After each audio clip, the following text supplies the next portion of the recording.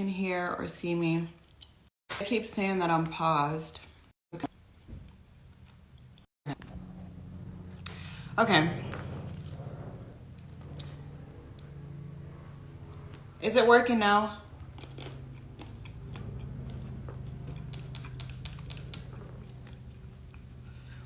I don't know why.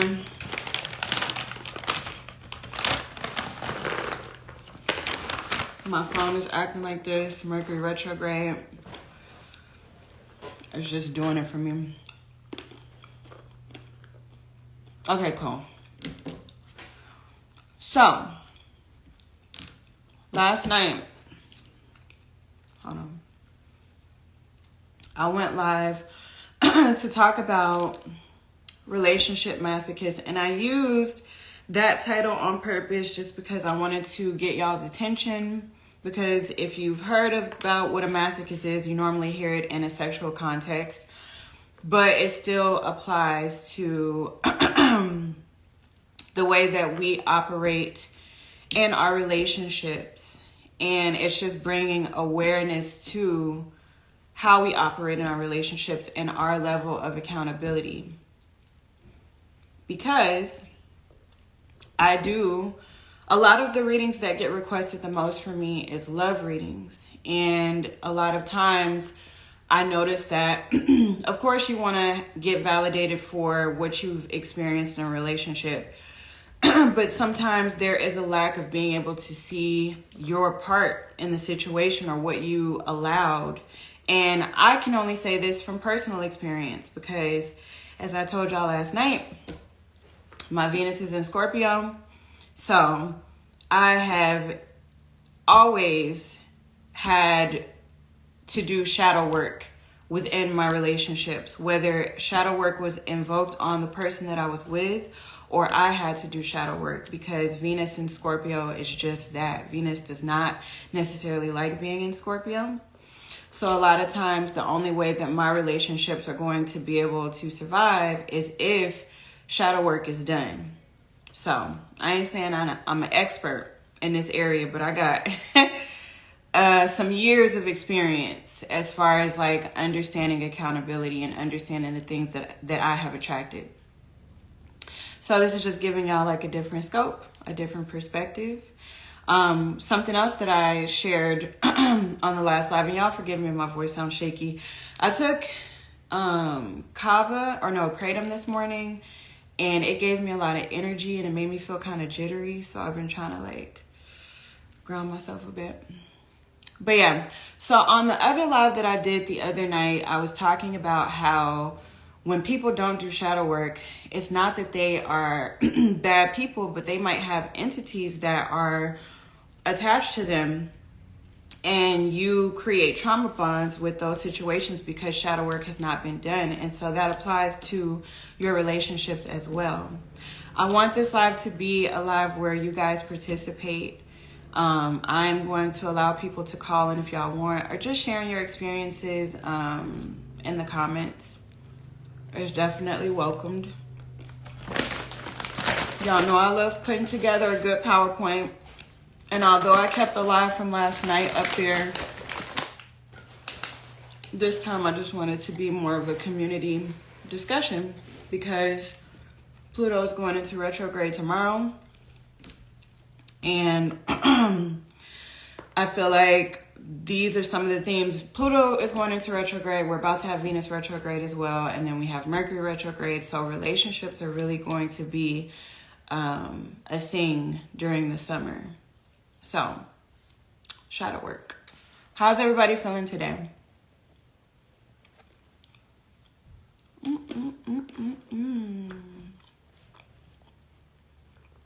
I have been shedding a lot. Like purging. I feel that. I feel like maybe like I told y'all like 3 or 4 days ago, I was just really extremely emotional. Because I was purging as well. But I've been feeling really good lately. Just today I had way too much of my little herbal drink and it got me shaky.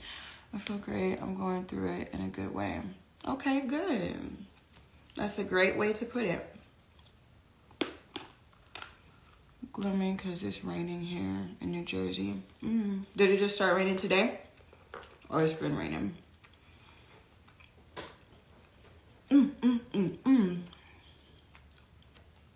Okay, let me put my... Oh, I hate feeling jittery. Let me put my little thing up here. My dreams lately, people and situations from the childhood are revealing themselves. I'm in the process of doing deep shadow work, and it kind of crept up on me. It's a lot, but I'm working through it because I called a lot into my experience. Okay, it's been raining. Yes, but you know what? You're making room for new things to come in when you're doing the shadow work that you need to do. So, y'all, I'm going to get started on this. But like I said, I really want y'all's participation. So, first slide is, are you in love or are you addicted to pain? Relationship masochist. Reflecting a lot on past patterns and the role I've played within those dynamics. Yes, that goes into an alignment with what we're talking about today. My relationships was brought into light, and I'm so glad it did, so I can make room for my husband. I know that's right. Period. Yeah, so are you in love or are you addicted to pain? So I feel like a lot of times I decided to pick this title because I was watching Sex and the City, and I don't know if a lot of y'all watch that show, but I absolutely love that show. And the main character's name is Carrie, and she has this guy that she does these whole little loops with, kind of like her twin flame. And she is talking about how, you know, the relationship kind of yo-yos her. Like, she feels like 1 minute they're really in love, and the next minute he kind of shuts down and he's not as vulnerable or whatever. And so she's like questioning herself, like, how can I love this person who keeps putting me through so much pain? And so when I was like watching that, it just made me think about reflecting on my own relationships, but reflecting on other people that I've done readings for, and just friendships and all of that. And so that made me think, like, sometimes we stay in relationships and that are not necessarily good for us, or that are toxic, or we're both toxic, or one person is toxic, or whatever. But we have this idea of feeling like we have to suffer because we've put suffering and love together. And our culture really supports that type of situation instead of really supporting people doing the shadow work that they need to do. And I'm not exempt from that because I have definitely, like I said, I've been through some things in my relationship life. And so, yeah, before I get started on the rest of the slides, do you guys feel like you have suffered in past relationships where you thought that maybe if you suffered, you would get rewarded with like a better type of relationship with a person?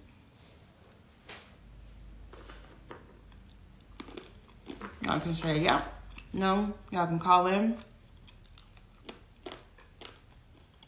I'm gonna go to my next slide. And let me know if I need to turn off the comments if you guys want to take screenshots of this too.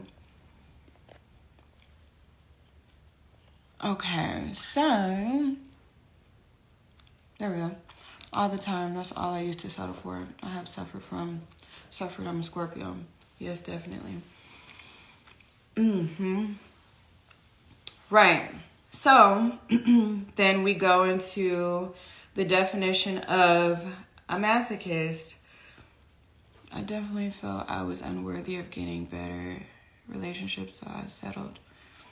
Right. And we'll get into the why we felt like that type of behavior was okay. Not consciously, but low key, yeah. So a masochist is a person who, the natural meaning of it, why is this like this? Derives sexual gratification. Hold on, y'all. Sexual gratification for their own pain and humiliation. And then the general use of this is a person who enjoys an activity that appears to be painful or tedious. Not really, more so just falling in better patterns. What I've seen growing up. I also feel like I deserve someone who is emotionally available to me, that I'm lovable. Thank y'all for participating. So masochist is not only in a sexual way, but also in different forms of relationships, basically. So you might not consciously, like someone said, consciously be saying that they like to be treated poorly or they like to suffer in a relationship. But if you keep on attracting the same type of situations where a person is constantly draining you, hurting you, or whatever, and you keep doing that, then you are telling your brain, you're telling your DNA, you're telling your body that this is something that you enjoy, because you're staying silent about this and you keep on attracting that situation, whether it's with other people or you stay in a relationship where a person is not fulfilling the needs that you need, and vice versa. Okay, so that is the definition of masochist for those who didn't know. You could take a screenshot of that. I'm going to the next one. Oh, I want this drink to just calm down. It got me feeling so shaky. I may be the problem. Listen, that is the first step of shadow work, is accountability. Am I the drama? That's a fact. I mean, and it ain't nothing wrong with that. Like I said in my other live, if you come from a chaotic environment and that's all you've ever seen is chaos growing up, then why would you not think that you're going to replicate that same type of situation as an adult? You know, but that's where self-awareness comes in. And when you have self-awareness, that is a godly trait that helps you to remove that type of behavior. So a relationship masochist, someone who is drawn to unhealthy or abusive relationships, often because they feel they do not deserve better, or because they have a pattern of seeking out partners who are emotionally unavailable or who treat them poorly. So I think that, like I said, a lot of us, the majority of us, have experienced something like this before. Definitely. So it's unconsciously seeking out someone who is going to exhibit the same type of behaviors that you're used to, basically. Okay? So y'all can take a screenshot of that one. I like that you said, am I the drama? I literally said that the other day. Is it me? Am I the issue? Well, that's all right. Once you know that, then you're able to fix that behavior. So, we have masochist versus a sadist. So, while sadists and masochists are often linked, they have different meanings. A sadist is a person who gets sexual gratification from hurting others. It can also be applied to those who enjoy being cruel or hurtful. So basically that would break down into somebody who has narcissistic behaviors.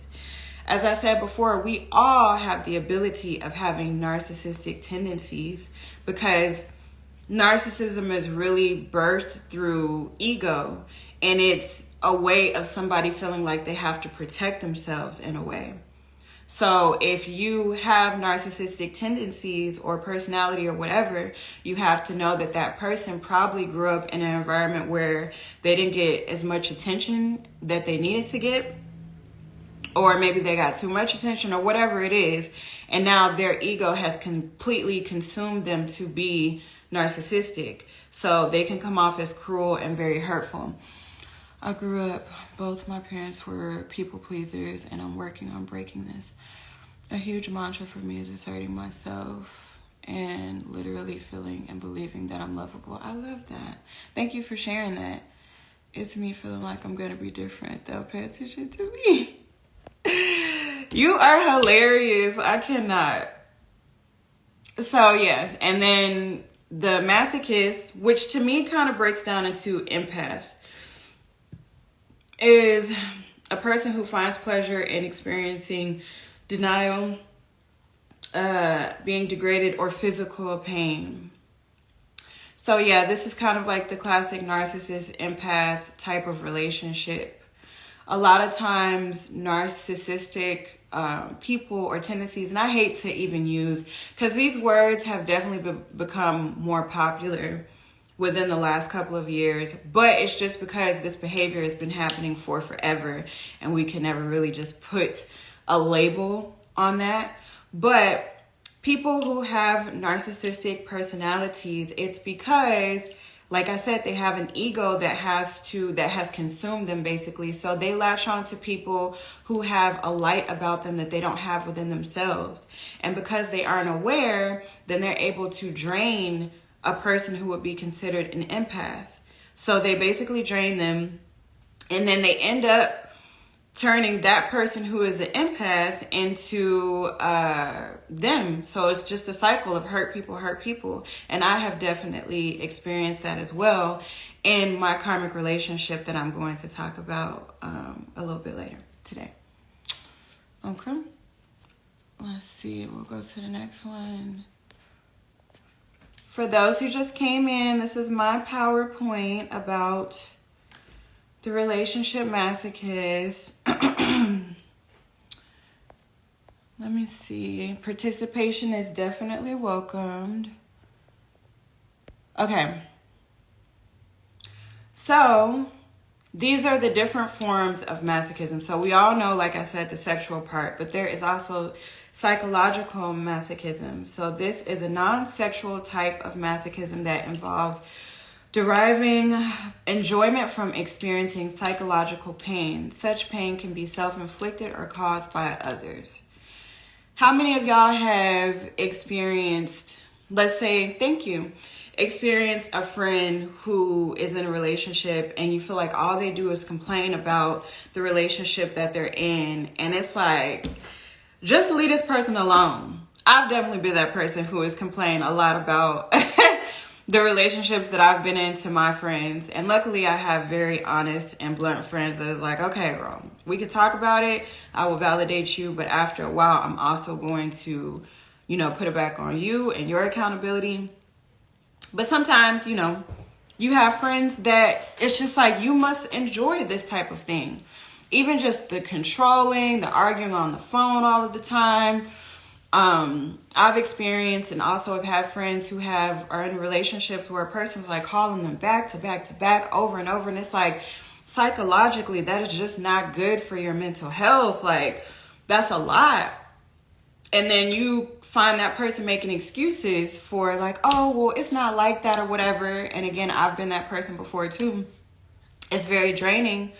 But on a metaphysical level and a subconscious level, it's because that's something that you are drawn to. You like that. You might feel like somebody calling you 1,000 times and playing all types of games with you and disappearing and all of these things.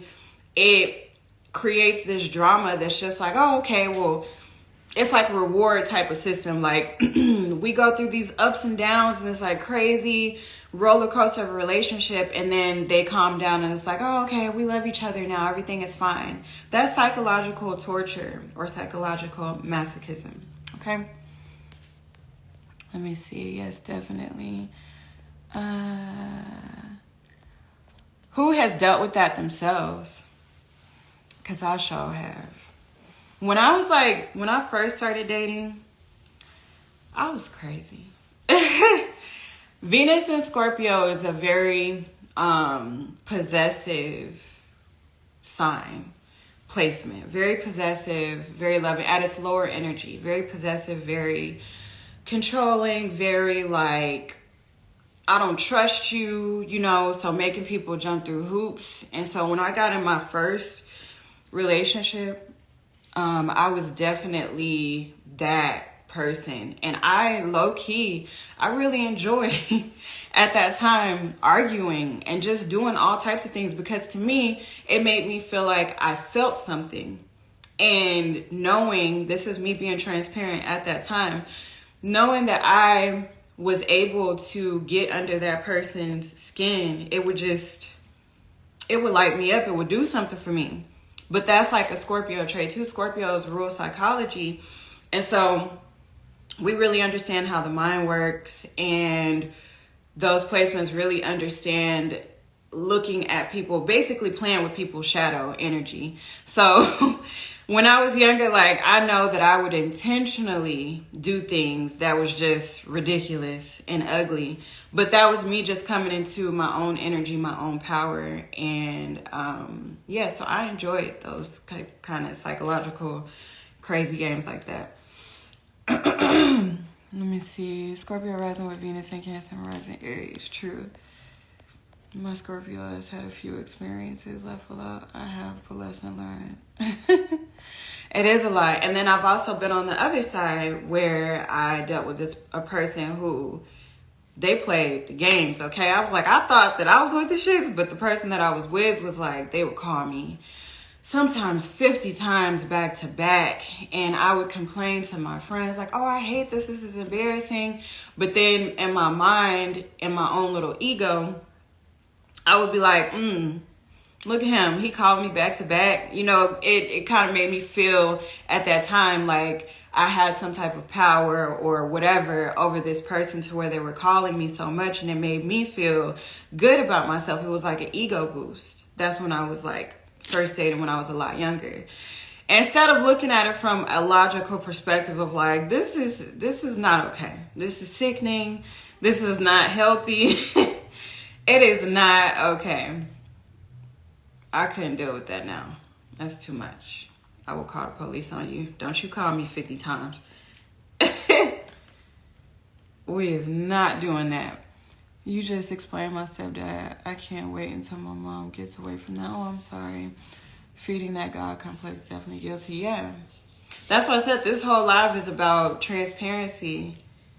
Girl, no. Yeah, exactly. I will block you. I will call them people on you. Back up before I do something to you. Do not call my phone that many times. It ain't even nothing wrong with you. That's crazy. That is crazy. Okay, so then the last one is moral masochism, or not the last one, but this is a form of masochism that involves invoking suffering to alleviate feelings of guilt. Invoking suffering to alleviate feelings of guilt. It can involve self-punishment and may represent a form of guilt complexes. So a person who basically just feels like they can't do anything right, they always want to take the blame, they put themselves in a space of always being the victim, but like making their victimhood be their identity, is what this sounds like. All right, let's go to the next one.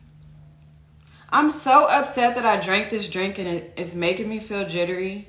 I'm so irritated. I hope that this is not bothering y'all. Or maybe it's just me being hard on myself. Okay, let's see. And the last one is adaptive masochism. This type of masochism involves deriving pleasure from temporary periods of pain or discomfort that ultimately lead to some type of delayed gratification. For example, a person might save a favorite treat to enjoy later because they enjoy the agony of anticipation. So this might necessarily not go towards a relationship, but more like the relationship with yourself. You can apply that however you need to. I'm going to go to the next one. Okay, so some of the potential indicators of relationship masochism is, okay, so it says seeking out situations that involve self-sacrifice. Oh, the drink that I had was Kratom. It is, right? And I'm very like, I can only have like a little bit, like even with like maca powder, lion's mane, like, because I'm just naturally kind of high energy, if I put like a little bit too much, it will just make me feel so jittery. Like, I cannot explain it. Stuff be doing different things to me that it don't do to other people. But this morning, I think I put a little bit too much in my coconut water, and yeah. Anywho's, so seeking out situations that involve self-sacrifice. So The signs that I noticed that tend to do self-sacrifice are Pisces. Pisces tend to, and this is not exempt to other people, but like I just noticed in my line of work, Pisces tend to suffer for other people's comfort. Libras, because Libras can at their lower state be very codependent and they can be people pleasers. And then what other sign would I say? Cancer.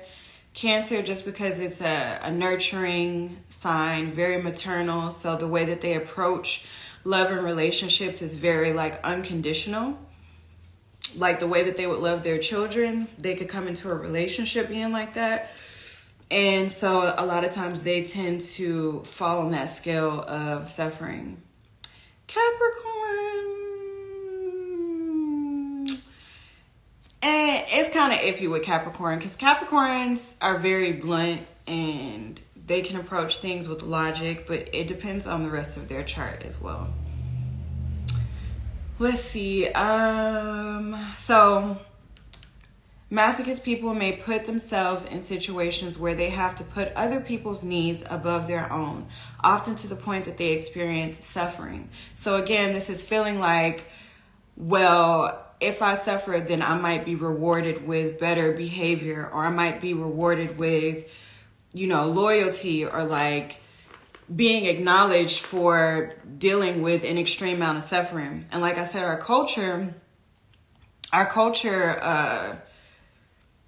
basically like sustains this type of belief and this type of pattern. It's in our music. It's in these relationships that we see that are plastered across social media, especially with celebrities. Like, you know what I'm saying? Like, oh, she down. She did this. She did that. I cheated on her. I cheated on him. And just all types of stuff that's like, why is you doing why are you traumatizing people and then rewarding them with saying like, you sure did stay down and suffer for all of the crazy stuff that I did when I could have just taken accountability and I could have done my shadow work. But also on the person that it was invoked on, it's like, you could have did the same thing. And that's where karmic relationships come into play too. Some relationships just have to happen so that you can learn yourself and learn your true power. These fall into those categories, but like karmic relationships definitely is something where you experience like an extreme amount of suffering. But it's for you to unlock your own power and your own self. So next is refusing to ask for help when dealing with painful or difficult situations. When faced with a difficult or painful situation, a masochist may opt to endure the pain rather than ask others for help to provide for relief. So this could be like asking the person that you're in a relationship with for help, stating your boundaries, stating the things that you need. Like, yo, I'm giving you all of this stuff, but like in return, I need you to do this for me so that I can feel comfortable. Or even, wanting to ask for help outside of your relationship, getting feedback outside of your relationship. Like, am I tripping? Like, what's going on? And holding yourself to that level of accountability. And then last is getting involved in relationships with domineering or narcissistic people. Like I said, masochists may find themselves in relationships with people who are dominant or only interested in themselves. Their partners may humiliate, shame, manipulate, or neglect them. How many people have experienced that last part that I just read?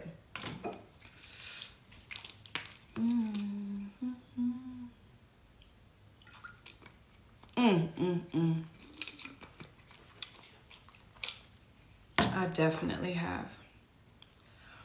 So while y'all are figuring out if you're going to answer that question. So like I said before, I was in a karmic relationship that was abusive.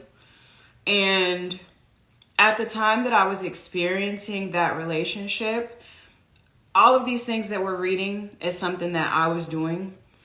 I came into the situation feeling like, oh, I can help and I can heal this person. They just need to know that somebody loves them, that they have unconditional love, that they have somebody in their corner. And so in my mind, in my subconscious mind, I was already completely just obliterating any boundaries that I had, I was obliterating all of that. Just like, I'm willing to put up with whatever because I just want to show you that I'm solid. I want to show you that no matter how far you try to push me away, I love you. And eventually it went from mind games to emotional abuse to verbal abuse, and then it got to physical abuse because I didn't have value in myself and I didn't have boundaries that I needed to have. So it just started to increase. And somebody who was in that state of just letting their demons or, consume them, basically they're never looking at you like your suffering is not going in vain. It's basically like, I will just drain you. I'll just keep taking until your source of light and everything is completely gone, and I'm gonna go to the next person. Versus at the time, I should have been like, let me stand up for myself and let you know that this is not okay, because you can't be going around doing this to other people. That was a very tough lesson that I had to learn. And being in that relationship, I would cry out to, well, first of all, I hid it because I was embarrassed that I was going through physical abuse, especially because people who know me and have experienced me, it's like, oh, you're the strongest person I know. You have this personality, like you spicy, you this, you that. So for me to be in that situation that I was in, that was very hard for me to share with people that was happening. I never thought that I would be in a situation like that ever. And then you also feel judged, when you do want to talk about it, because then it's like, well, why are you there? You know what I'm saying? Which of course is accountability. But those types of relationships, they slowly start to progress into that. It never just starts out, where all cards are on the table and you like, okay, I see. You can see those things or those traits. You see the red flags initially. But it slowly starts to turn up a little bit more, so you feel embarrassed. So I definitely hid it. But then once I couldn't hide it anymore because it was happening in public places and around people, then I started to talk about it. And I had really beautiful people that always opted to help and always spoke life into me. But then I started to make me being a victim as my identity. And I believe or know that I got addicted to being a victim in that situation. Like, woe is me. See, look at me. I'm just doing all these things and look at how he treats me. Like, I found comfort in that. And a part of me doing my shadow work was figuring out why that was okay. Because it definitely don't feel good to be physically hurt and not emotionally, not verbally. It doesn't feel good. And, I do have a feisty personality, so it wasn't like always just like me being, hurt. Like I wasn't standing up for myself. But, I just made all types of justifications and things like that. Let me see. It seems like us healers who have a savior complex end up in these masochist type of relationships. Definitely. And at that time, I had no idea. I didn't even think about me having a savior complex or anything. I just knew that I was very drawn to this person. And I really wanted to be what I felt like that person needed. And that could also go into my sign as well, being a Virgo. Virgos like to be of service to other people. And they also like to fix situations a lot. So it wasn't like far-fetched based off of my astrology that I would attract something like that, especially having Venus in Scorpio, where that's all shadow, dark energy, or not dark energy, but just intense, challenging, growing placement, basically. And it's in the 5th house, which is Leo, so it was a lot of growing to do. Libra, Moon, Aries, Venus. I crave that dominance in a relationship so I can challenge it with me. Oh, so guilty though. Self-sacrifice. Also, I'm glad that you said that, because the other part about it was initially that relationship didn't start that way. I allowed it to happen that way because I like the idea of somebody being dominant over me, being in that dominant situation so that I could be submissive. So there was like a really like blurring of lines there. And it's because of the father wound that I had, which I'm going to get into on the other part. I have to, boundaries of people will continue. Exactly. putting their needs before mine in the situation. Okay, so let me go to the next one. And if anybody wants to call in, like I said, you can. So the next one is,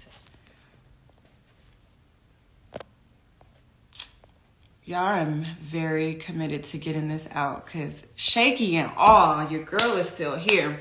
Okay, so the next thing is lack of assertiveness. Masochists are often accommodating to the point that they are submissive. When people take advantage of them, a masochist person rarely fights back or stands up for themselves. So I think somebody just said that in the comments. Basically, lacking assertiveness, not being able to stand up for yourself. That goes back into kind of like that victim type of mindset, but also a shadow aspect. Like I said on my other live, about going into that shadow child archetype, where it's like, I don't trust myself, I don't trust my intuition. So because I don't trust myself and my intuition, then I'm going to allow for somebody else to just kind of take over the situation. I wonder how much this had to do with heteronormative conditioning, such as gender customs, not questioning them at all, like enabling imbalanced dynamics. I have to think about that. For those who see that comment, share your perspective on that in the comments, please. Perfectionism. Perfectionist people often hold themselves and others to an impossible standard. When they fail to meet these self-imposed expectations, they might take some pleasure in punishing themselves for their perceived failures. So that's pretty self-explanatory. That might not necessarily have to do with being in a relationship with somebody, but more the relationship that you have with yourself. Yes, I am. I will. And then a lack of self-care, small pleasures, and everyday joys. Self-denial is often a sign of masochism. A masochist might neglect their needs to the point of pain or take pleasure in denying themselves of the things that they love. They enjoy creating their own discomfort. All right. Let's see. Did y'all get to take a screenshot of this one?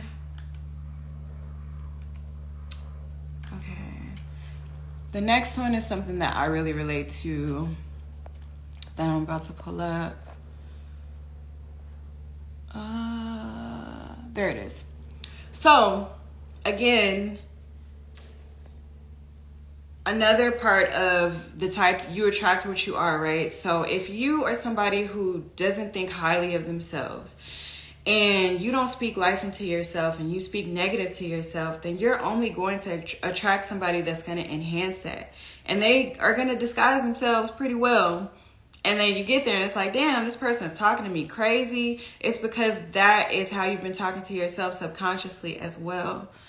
I think they're saying that this could have to do with how men and women see themselves in relationships. Yes, definitely. Yeah, I can see that, definitely. Submissive/dominant, maybe. This was me a few weeks ago. Self-sabotage. This is also an archetype. Self-sabotaging situations also tends to sabotage their own chances for success. So this could go into settling for something that is beneath you, basically. Within your relationship. While this is sometimes linked to a fear of success, some people say may have a derived pleasure from their own defeat. When things are going too well, a masochist person might find a way to sabotage themselves so that they can experience feelings of disappointment or misery. That goes into the other live that I did about making excuses for why you can't be successful or why you also can't have a successful relationship and just like defeating yourself automatically. That is a childhood response and a childhood wound there that we're going to get into. Okay, the next one. Where are you? There you are. So the power exchange, participants reported enjoying giving up power and being forced to be vulnerable. So if you've been in a relationship like that where you're giving up your power, this is also what I told you about the Sacred Contracts book. This is the archetype, the prostitute archetype. So giving up your power in a relationship, this is allowing somebody to come in and, you know, go through your phone and just do all types of stuff that's like completely against you and your integrity and your morals, and claiming your own sovereignty and autonomy in your relationship, because you're giving your power up in exchange of thinking like, I'm showing this person that I'm loyal, I'm showing this person that I'm this or whatever. And it's like, no, this is like somebody completely just taking away your identity and all of that. So this is shown in a different type of relationship relationships that we experience. And like I said, y'all have either experienced this or you know a friend or a family member who has gone through something like this, giving up their power. Pain, participants suggested that good pain could be pleasurable. Altered consciousness. Some participants also reported that masochism allowed them to experience an altered state of meditative, relaxed consciousness. To me, that kind of goes into just recreating a chaotic... I can't see the words either. You can't see the words on the slide? Let me turn off the comments for just a second, you guys. And I'm going to have this up on my... I guess I can save the slide, but also post the slides that I have done so that you can have it as well. So yeah, altered state of consciousness. So this is you creating that environment of like chaos and finding comfort in that. And that is not okay. That should not make you feel relaxed. It should not make you feel good when there is turmoil and all types of crazy stuff going on within your relationship and how you talking to each other and just weird shit. Like it's not good. But we'll get into that next one. Okay, so now we'll get into the childhood aspect of why. Come here, Sage. Come here, my love. You want to come sit next to me? Okay, so this is about your chakras. So basically, your first chakras are developed the first 7 years of your life, your root chakra. We are strongly influenced by the root chakra, which governs our sense of safety and security. So how many of you in here grew up in an environment that did not necessarily feel safe from the ages 1 to 7? I shared this last night with y'all. My environment definitely was not safe. Even before being birthed into this room, because of how epigenetics work, while your mother was pregnant with you, her state of being, her mind, the way that she thought, her energy, all of that definitely influences your safety, even in the womb. Even before that, even in conception, okay? Thinking about the way that your parents met, you know, what type of relationship they had before then. Like, was this an intentional thing? Like, and if it wasn't intentional when you were created, like, was there a joy around it? Or was it just like, now I have to be responsible? Like, all of those things really play a factor in your development on a metaphysical level. And then we get into this realm and it affects us physically. Safe, but I felt like and still do feel like a burden. I'm sorry. You're not a burden, and that's a terrible feeling to have. You know, if your parents make you feel that way, I'll be telling people when I do readings with them, like, let's say that you are a freelance artist and you come from parents who are super like career oriented, like you got to do this, they like structure, and you come out as an artist and they have some level of like resentment or just negativity towards you, it's because they see their reflection in you, and everything that they didn't do, all of the work that they didn't do, it comes out through you. Everything that they suppress comes out through you, and they're forced to do shadow work when they see you, when you're dealing with your children. You're forced to do that. So either they heal that by the way that they treat you, or they continue to deny that. That's why, like, a lot of people, like, their relationships with their parents is just because, you know, now you're forced to see yourself. I'm not going nowhere. Plus, I'm the youngest. Yeah, so if you grew up in an environment from the ages 1 to 7 where you didn't feel safe, where you didn't feel secure, then that was the first development of your root chakra. So this says this governs your sense of safety and security. At the same time, our imagination is everything.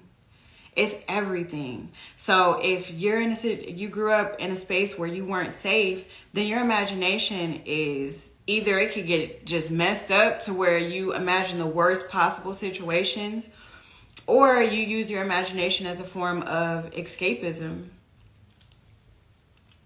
Not wanting to deal with what you're seeing in your household. And that shows in your chart as well. A lot of times I feel like healers might have this placement. Like for me, my midheaven is in Pisces, which shows that I'm supposed to be doing spiritual work for a living, but it also reflects my childhood. The environment that I grew up in, a lot of times I would go into a spiritual state because I didn't want to see, I didn't like what I was seeing. I didn't like what I was feeling. So I spent a lot of time up in the cosmos when I was a child because I came from an abusive household.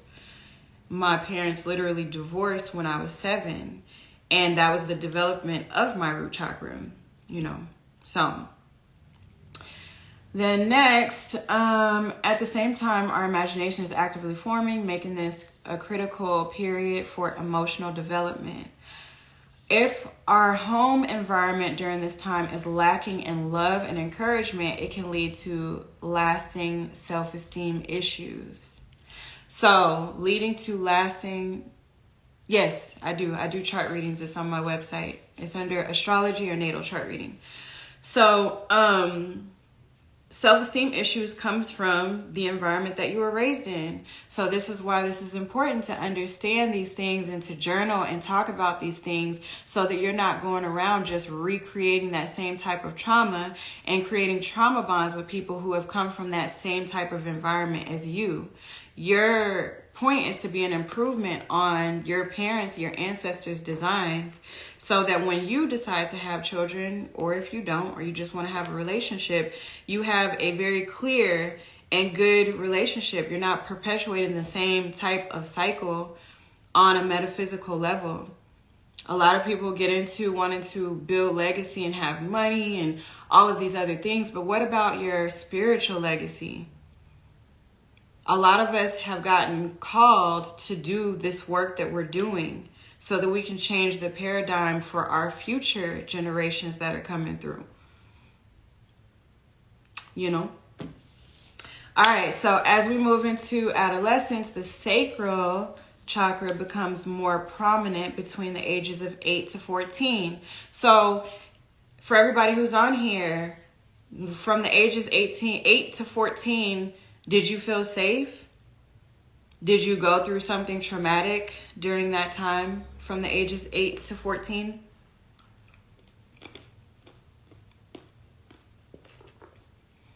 I'm starting to feel better now. Whew.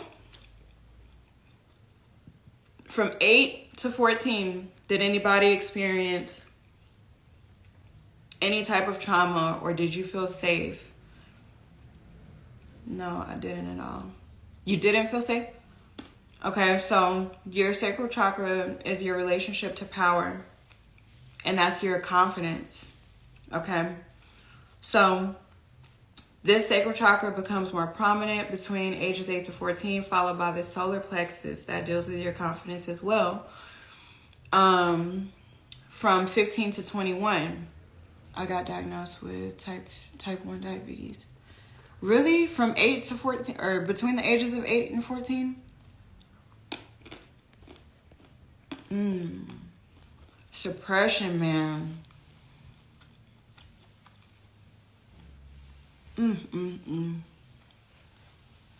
I'm sorry to hear that. I feel like from 8 to 14, yeah, that was around like, middle school was not good for me. I wasn't dealing with too bad, crazy like family stuff, but more just self-esteem stuff. I got called ugly a lot when I was in middle school. I really fucked up my self-esteem a lot. Yes, my brain went nuts. I started to self-harm. Yeah, that too for me as well. I never really felt like I fit in around that age, especially in high school. And yeah, I just didn't get called very nice names when I was a teenager. Your girl was a slow burn, okay? From what I remember, that was probably one of the most tumultuous times in my life. I'm sorry. So that was when your solar plexus was developing. So it says, however, if our early years were marked by chaos and turmoil, our sense of identity may become rooted in survival, causing other chakras to fall out of balance. Oh, thank you. I appreciate that. Oh, yeah, I got called ugly a lot when I was in middle school. I did. It was like terrible experiences. I remember I had this crush on this boy, and me and my friends were in the room, and they were like, we're going to call him and tell him that you like him, and they put him on speakerphone. And he was like, ew, she's ugly. And all of my friends started laughing, and I was like, and then that's how I learned how to have a sense of humor, because I just started making my pain funny. Because it was like, what am I going to do? Like, you just said this in front of all of my friends. But that's cool, because I know I'm cute now. That was for character development. But at that time, nah, that didn't feel good. Thank y'all. Thank y'all. I appreciate that. Okay. So, let's see. Where was I at? Hold on, y'all. How many of y'all know about the chakras, and who's done like guided meditations or any type of Reiki work around your chakras? Because that's definitely really good on your spiritual journey. Getting Reiki done, any type of energy work, getting acupuncture done, acupuncture done, meditation, all of that is a very beautiful way to heal a lot of these things that we're talking about right now. Let me go to the next one.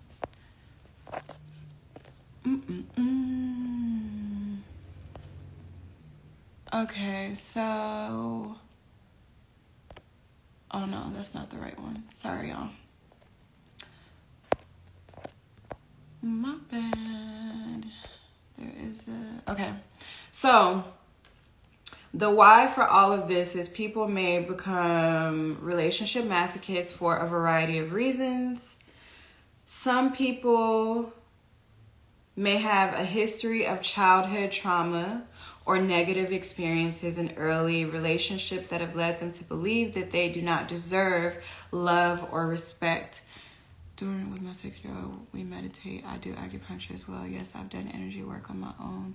That's beautiful. And we got to do it for the babies, for sure.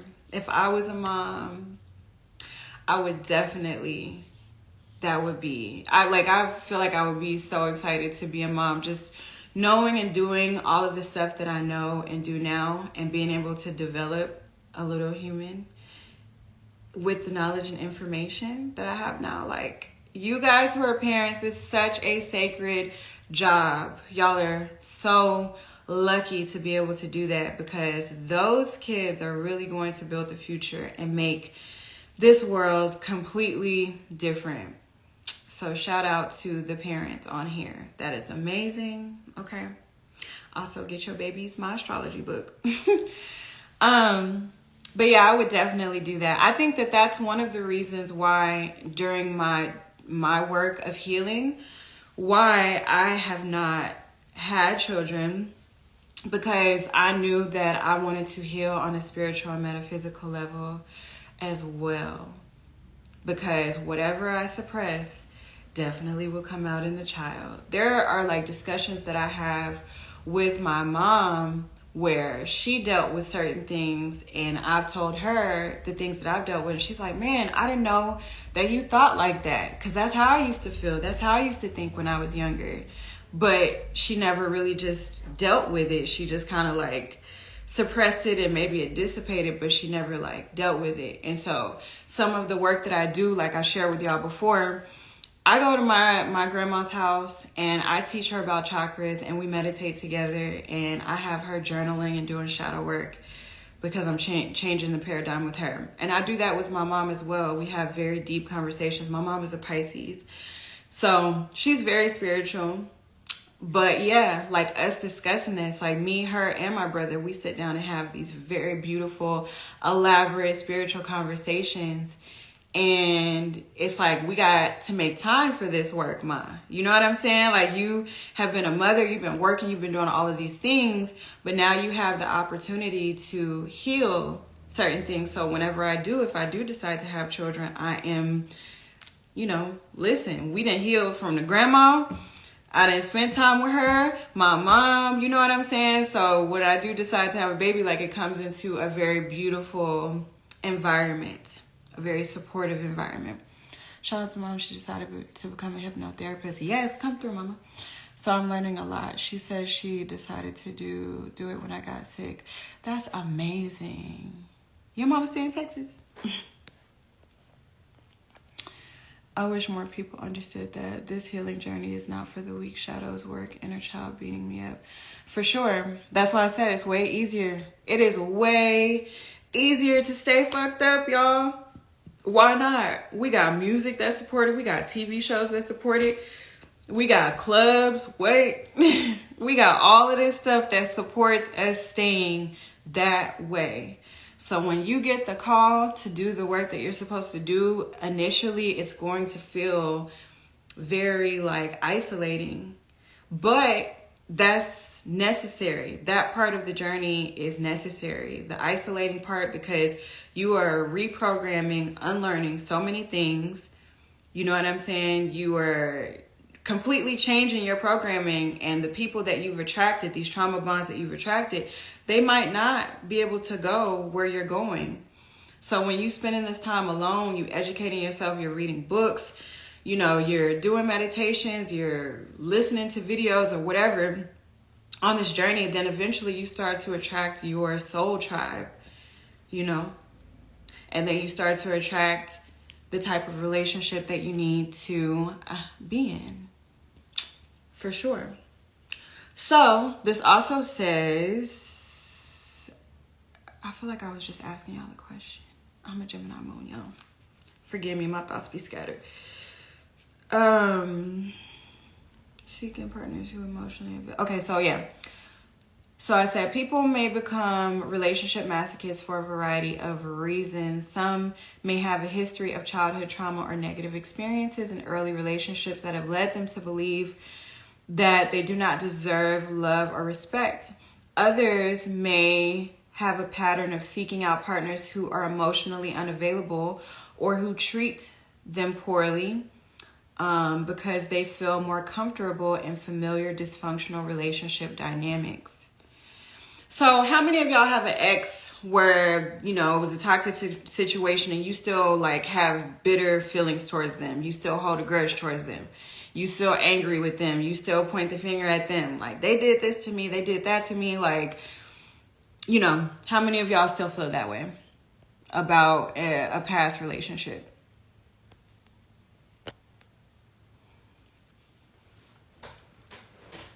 Don't worry, I'll wait.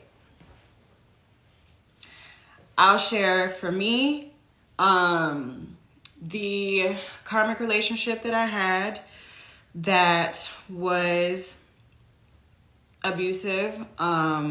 For a minute, honestly, I was so far gone that even when we broke up, I wasn't really mad at him. I didn't allow myself to be angry at all. But the more I started to heal, the more I gave myself permission to feel angry because I was physically violated. But then I went into a space of accountability and I understood he has a lot of traits that my father had. And so then I had compassion for myself, and I also thought about the way that he was raised as well. And whether you like it or not, sometimes you go through these really intense relationships with people because that's the only way that you are going to heal. I don't think that if I didn't go through that relationship, that I would be in the space that I'm in now. So it's more of a thank you that I experienced something like that. And I know that that probably sounds crazy to a lot of you, but it's like, if you didn't do that, then I wouldn't have gone this deep on this journey to do the work that I have done. I wouldn't have, gotten into what chakras were or doing any of the things that I'm supposed to be doing if that didn't happen. That was in alignment with my stars, you know what I'm saying? And it didn't have to last as long as it did, but that is accountability for me. So I don't, wish him any harm. I'm not angry with him anymore. That relationship gave what it was supposed to give. Now, if I didn't learn my lesson and I attracted another situation like that, then that would be reflecting that I didn't do the work that I was supposed to be doing. You feel me? So, but yeah, let me see. Just a tad, I think I do. My Libra placements want to play it. Nice stuff. Me. Let me see. I did. Who doesn't? Laugh aloud. Nah, at this point, I've learned that I truly have to forgive. Exactly. And forgiving, that keeps your heart light. You know what I'm saying? So like, just sitting around just being like, oh, this person did me so wrong. Again, you have to bring that energy because you're experiencing yourself through other people. So you have to bring that energy back to yourself. And also, like I said, people have entities that are on them because they haven't done their work. So they don't even know half the time what they're doing or if what they're doing is wrong, to be honest with you. But that is a different level of spiritual awareness as well. Instead of playing the victim card, it's holding myself accountable for the role I played and choosing this partner. Exactly. Listen, the universe gave you what you needed at the time that you needed it. It wasn't what you wanted, but it was what you needed. I had several messages from spirit through dreams, through readings, through people that was like, girl, what is you doing? What are you doing? Get away from the situation. But I was like, nope, I'm blind, just like SZA. Nope. Y'all don't understand. Y'all ain't been in this space. You don't know. It was all that. But I kept on, staying in that situation because I felt like I deserved that, which subconsciously I felt like there was still a lesson that needed to be learned. Are forgiveness and acknowledgement of the very real events that happen mutually exclusive? What do you mean? Like, is the other person feeling, or should the other person feel the way that you feel? Like, if you're forgiving? No, this is about you. Eventually, and y'all have a bond, y'all have a soul tie. So you changing your energy and your perspective, hopefully that transfers over to that person as well, for them to lift their energy up and to not be just walking around bitter. Because who wants to walk around bitter about that? Because that right there, being bitter and holding on to grudges, like, that's repelling what you actually want for yourself. Will this life be saved? Yes, this life will be saved. Sending love and light to my exes. It's the face for me. You're hilarious. Like, you could do both. Hold on. Are you? Yes. Forgiveness and acknowledgement Yeah. Yes. I think I'm answering your question right. Yeah, you could definitely do both. But yeah, that's why I was saying last night, I was like, when people book love readings with me, I'm gonna let you talk and get your shit off, you know. Say how you feel. But then we have to go into, okay, what about you? This is all about you. This is your reflection. This is your reality, you know. What makes you feel like you want to experience this type of thing that you're experiencing, you know. And relationships, like I said, are a progress report of where we are with ourselves, spiritually and energetically.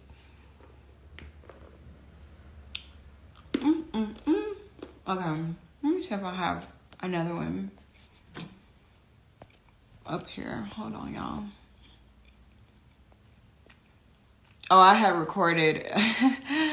I screen recorded Blueface and Krishan Rock. Oh man, they don't do that.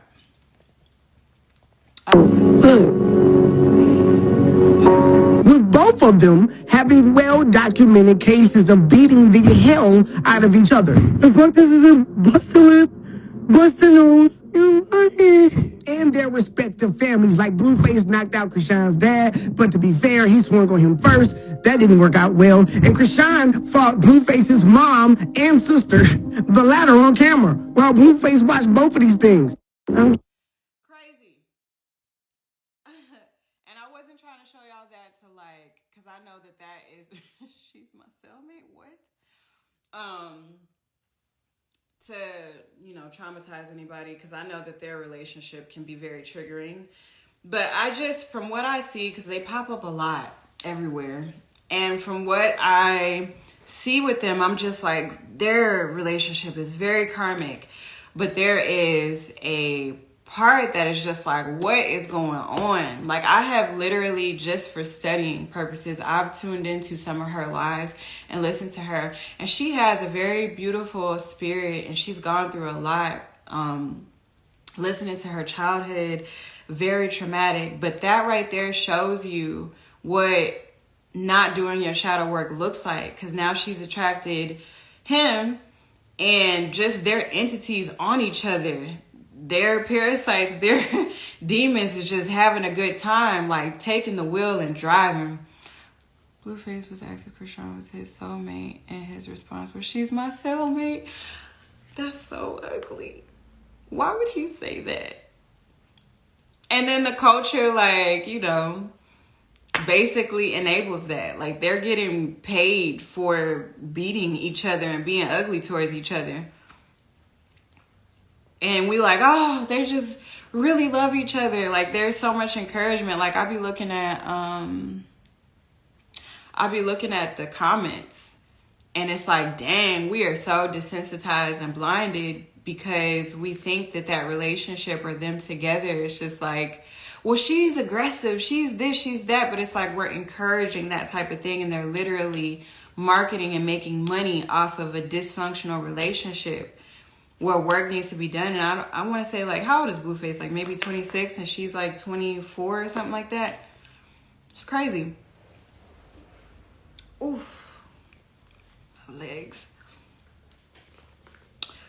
So, yeah, that is my full PowerPoint. I thank y'all for like sticking in with me, because that drink really had me jittery in the beginning.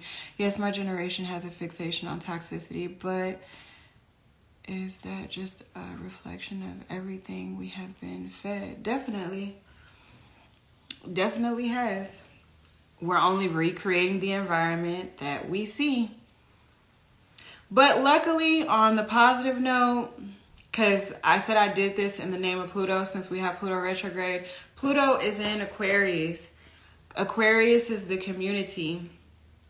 So I do feel and see that a lot of shifts, more shifts of awakenings are going to happen during this time. And consciousness is going to be being raised. There's going to be another wave of awakenings for people. So it's all good. I hope that y'all enjoyed this live. I have to get ready for a reading. You guys, if you want to do a natal chart reading with me, a tarot chart or a tarot reading with me, everything is up on my site. I don't know why I have all of my information laid out, but people still ask me if I do readings. Like, I have a whole website. So if you click the link, my link tree will come up and it'll show you where to go and what to do. I also have my 3-day tarot class that starts on May 8th. And I'm offering children's natal chart readings now. That's been on my site. And I also have the ebook version of my children's astrology book up on my page as well. I thank y'all for y'all support. Thank y'all for bearing with me during this live. And I really appreciate y'all for y'all's participation. This means a lot for me. It is sometimes, not anymore, but it'd be hard for me to get on here and to do chats and stuff like that.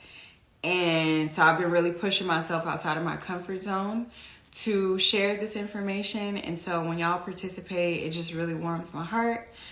And I thank y'all, and I hope y'all have a beautiful, wonderful Sunday. I might go live again later because I have some things I want to focus on in the natal chart, or just pay attention to my page and see what I post today. But I thank y'all. I hope y'all have a good day.